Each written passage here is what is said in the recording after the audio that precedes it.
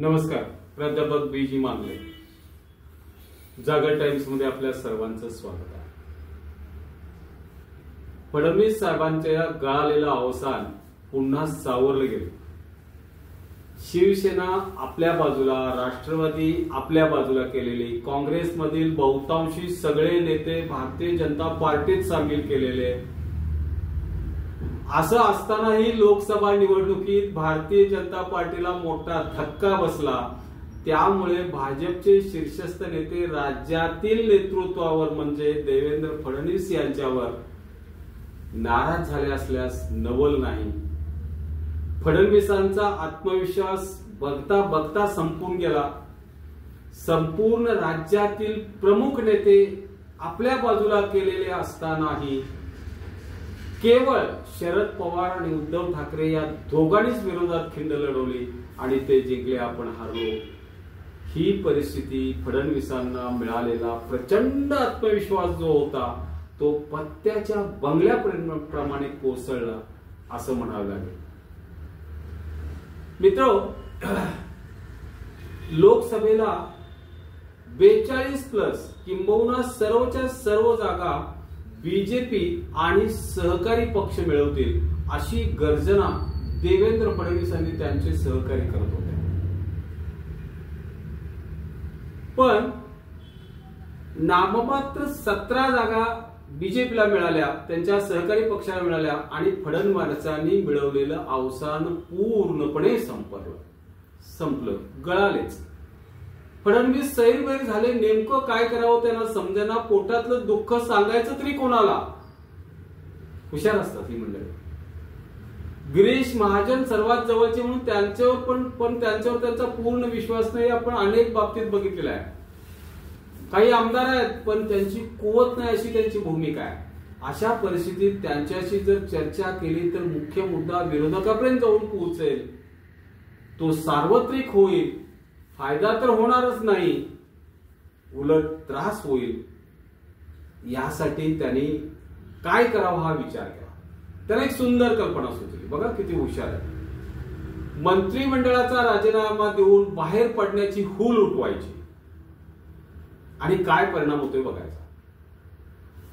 आपले नेहमीचे सहकारी चंद्रशेखर बावनकुळे, गिरीश महाजन, आशिष शेलार, नारायण राणेंचे 2 पुत्र प्रसाद लाड, प्रशांत दरेकर आदी ह्या सगळेजण फडणवीसांनी राजीनामा देऊ नये म्हणून माध्यमातून जोरदार बॅटिंग करते आणि तसं झालंच.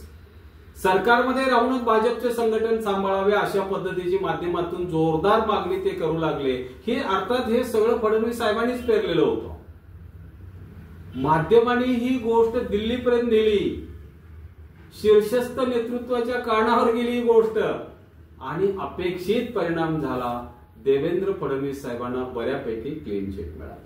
मित्र, ही घडलेली घटना. राज्यातील राजकारणाबद्दल विशेषतः विदर्भात झालेली वाताहत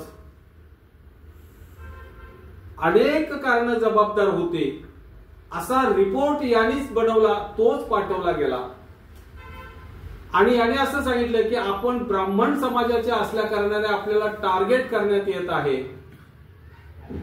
आणि दुसरे म्हणजे मराठा आरक्षणासाठी सुरू असलेलं आंदोलन, या संबंधी आपला संबंधही नाही, हीच खरी कारणे, त्यात कांदा निर्यात बंदी ही खरी कारणे या वातावरणातीच कारणीभूत आहेत अशा पद्धतीची त्यांनी मांडणी केली. या मांडणीवर दिल्लीकरही सहमत झाले, प्रामुख्यानं अमित शहा साहेब, आणि हे प्रकरण मिटलं. बरं, आता थांबून चालणार नव्हते. ताबडतोब विदर्भाचे नेते नितीन गडकरी, RSSचे नेते मोहन भागवत या सर्वांशी त्यांनी चर्चा सुरू केली. किती हुशार आहेत बघा. त्यांचा वरदहस्त घेतला, RSSचा वरदहस्त घेतला. भाजपचा पाया आपला जो आहे तो पुन्हा घट्ट केला. उद्या अमित शहा, मोदी जरी विरोधात गेले तरी मातृसंस्था असलेल्या RSSच्या आपल्या विचाराबरोबरच राहिली पाहिजे, हे त्यातलं महत्वाचं गणित फडणवीस साहेबांनी ओळखलं. नशीब फडणवीस साहेबांचं बलवत्ता. काहीच दिवसांवर विधान परिषदेतील 11 जागा खाली झाल्या. भाजपमधील आपला स्पेस वाढवण्याची आयती संधी आणि आपण केलेलं जे आहे ते खरं आहे काय खोटं आहे, कितपत योग्य ठरलंय हे बघण्याची संधी त्यांना मिळाली. भाजपच्या वाट्याला 5 जागा मिळाल्या. त्या सगळ्याच्या सगळ्या अप्रत्यक्षपणे फडणवीस साहेबांनी सुचवल्या. एक गोष्ट आहे, विनोद तावडेनं त्यांनी बिहारला पाठवलं, पुन्हा हुशार आहे. भाजपची गाडी घसरू लागल्यास मदत व्हावी म्हणून आता नाईलाजाने का होईना पण पंकजा मुंडेंना संधी फडणवीस साहेबांनी दिली. इतर 4 माणसे आपली भाजपमधली निष्ठावंत कंपोमध्ये सामील करून घेतले. बघा, त्यामध्ये मराठा समाजाचे सदाभाऊ खोत, कुणबी समाजाचे नेते परिणय फुके, माळी समाजाचे आमदार योगेश टिळेकर, मातंग समाजाचा चेहरा म्हणून अमित गोरखे, या सर्वांना घेतले. अर्थात प्रसाद लाड, नितेश राणे, दरेकर, शेलार यांच्या इतकी ही सगळी कट्टर जरी नसली तरी सदाभाऊ सारखा माणूस आपल्यासाठी चांगली बॅटिंग करेल, आपली तळी जोरदार उचलून धरेल यात फडणवीसांना शंका नव्हती. पुन्हा गाडी रुळावर आली. बघा, 12 जुलैला हे सगळे आमदार होणार यात कोणतीही शंका नाही. फडणवीसांची एक महत्वाची इच्छा त्यांना नेहमी सतत असते, ती म्हणजे त्यांना या राज्याचे मुख्यमंत्री व्हायचे आहे. पण काय करणार, ते ब्राह्मण समाजाचे नेते आहेत आणि मुख्यमंत्र्याच्या खुर्चीवर बसल्यानंतर जो मनाचा मोठेपणा दाखवायचा असतो तो ते दाखवू शकत नाहीत. ही त्यांच्या स्वभावातली हा त्यांच्या स्वभावातला एक महत्वाचा दोष आहे. त्यामुळे एकनाथ शिंदेना त्यांच्या या दोन्ही गोष्टीचा फायदा झाला हे सगळ्यांनी लक्षात घ्या. ते आता तर ते परस्पर एकटेच दिल्लीला जाऊ लागले, अमित शहा साहेबांशी चर्चा करू लागले. परवा ज्या वेळेला ते दिल्लीला गेले त्यावेळेला त्यांनी निश्चितपणे प्रदीर्घ काळ रेंगाळलेल्या मंत्रिमंडळाच्या विस्ताराची चर्चा केली असणार आणि आपण त्या ठिकाणी नाही असं देवेंद्र फडणवीस ही खंत त्यांना पुन्हा जाणवायला लागली. खरं तर मंत्रिमंडळ विस्तार फडणवीस साहेबांना मनापासून करायचाच नाही, कारण त्यातून फायद्यापेक्षा तोटेच जास्त व्यक्तिगत त्यांना संभवतात. आधीच भरपूर नावं ठेवतात आणि त्यामुळे आणि या घटनेनं आणि इकडं आपल्यावरती प्रत्येकाचं हे डोक्यावर फुटेल असं त्यांना वाटतं. याचं श्रेय ज्याला घ्यायचं त्याला घेऊ दे. पण दुसरी घटना झाली, लाडकी बहीण योजना असेल, शेतकऱ्यांना 7.5 HP पर्यंतची वीज बिल माफ असेल, मुलींना मोफत शिक्षणाच्या योजनांचं श्रेय, हे सगळं श्रेय अर्थसंकल्पातलं एकनाथ शिंदे आणि अजितदादा पवार यांना मिळालं ना. चंद्रकांत दादा पण त्यात नशीबवान ठरले. ही परत सल त्यांना पोहोचू लागली, हे उघडपणे दिसतंय त्यांच्या चेहऱ्यावरनं. त्यातही मराठा आरक्षण आपल्याला सोडवायचं नाही ही त्यांची ठाम भूमिका दिसते.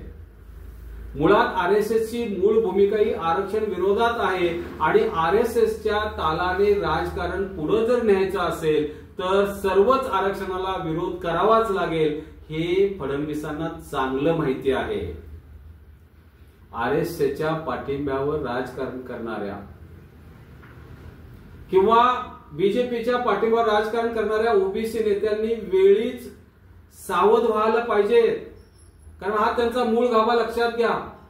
भविष्यात ओबीसी समाजाची ज्या आरक्षणाचे पुनरीक्षण करण्याची ज्या वेळेला वेळ येईल त्यावेळेला एम्पिरिकल डेटा नसणे, मागासवर्गीय आयोगाची शिफारस नसणे, या सगळ्या गोष्टी ओबीसी आरक्षणाच्या आड येणाऱ्या आहेत. आणि जर त्यातून ओबीसी आरक्षण उडालं तर फडणवीस साहेब हात वर करून बाजूला होतील, माझा याच्याशी संबंध मी काहीच केलं नाही म्हणून रिकामे होतील आणि मग ते कोणीतरी उठेल आणि मराठा समाजानं केलं म्हणून त्याची हुल उठवेल किंवा कोर्टानं केले म्हणत सगळेजण बाजूला सरकतील. पण ते तसं असणार नाही. एखाद्या प्रश्नावर वेळ मारून नेण्यात फडणवीस साहेब पटाईत आहेत. धनगर समाजाला 10-15 दिवसात आरक्षण देतो म्हणणारे फडणवीस साहेब आज 10 वर्ष झाली धनगर समाजाला यशस्वीपणे झुंजवत ठेवू शकतात हे तुम्ही आणि आम्ही बघितलंय. तीच स्थिती मराठा आरक्षणाची पण आहे. त्यांना माहिती आहे की कोर्टामध्ये 10% आरक्षण टिकणार नाही. या राज्यातील सगळ्या नेत्यांना हे माहिती आहे आणि टिकावे असा त्यांचा अंतच हेतू पण नाही. पण दाबून बोलण्यात त्यांचा हात कुणीही धरू शकत नाही. त्यांच्या इतका माणूस अशा पद्धतीने खोटं बोलण्यात पटाईतही नाही दुसरा. हेही लक्षात घ्या. लोकसभेच्या निवडणुकीनंतर फडणवीसांचं हे सगळं अवसान संपलं. पुन्हा त्यांना बऱ्यापैकी मिळवलेलं आणि ते आता पुन्हा तरी बऱ्यापैकी मिळवलंय. अर्थात राज्यात बीजेपीची सत्ता आल्यास त्यांना मुख्यमंत्री करतील अशी मात्र स्थिती नाही हे लक्षात घ्या. पण बीजेपीचा प्रमुख चेहरा म्हणून त्यांनाच सर्वाधिकार देतील असं मात्र हे निश्चित पटतं आणि त्यांनाही तसंच अपेक्षित आहे. आणि हे बऱ्याच अंशी सत्य आहे. काही वेळेला फडणवीस साहेबांची नौका उंच जाते, काही वेळा पुन्हा खाली येते. लाटेबरोबर ती खालीवर करायला लागली. फडणवीस साहेबांना नेमकं काय करायचं आहे हे चांगलं समजतं. त्यामुळे ते राजकारणात टिकून आहे. किंबहुना रुळावरून घसरलेली रेल्वे पुन्हा त्यांनी पटरीवर आणून ठेवले आणि हळूहळू असे नका पण ती धावायला लागले हे लक्षात घ्या. पण आरक्षण आणि या आरक्षणाच्या विरोधात फडणवीस साहेब आणि त्यांचा मूळ RSS आहे हे मात्र कुणीही विसरू नये एवढंच माझं सांगणं. धन्यवाद. माझा हा व्हिडिओ आपल्याला कसा वाटला ते कमेंट करून सांगा. लाईक, शेअर आणि सबस्क्राईब करायला विसरू नका.